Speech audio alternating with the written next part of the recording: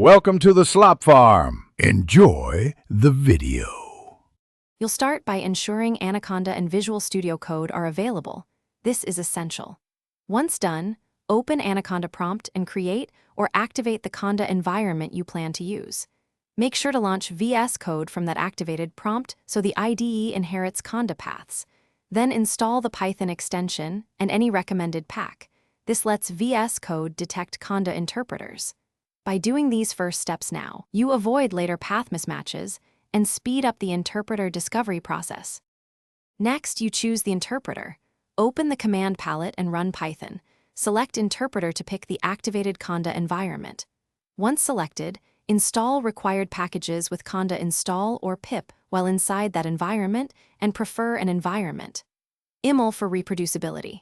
Make sure VS Code's integrated terminal activates Conda automatically by enabling terminal. Integrated.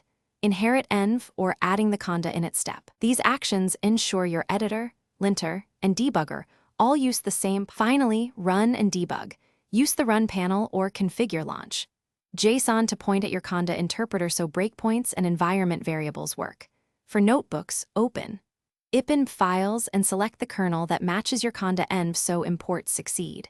Save a workspace settings file to lock the interpreter for the project. If things go wrong, try restarting VS Code, relaunching it from an activated Anaconda prompt, or using Python. Refresh interpreter list to resolve missing interpreter issues. Thanks for watching.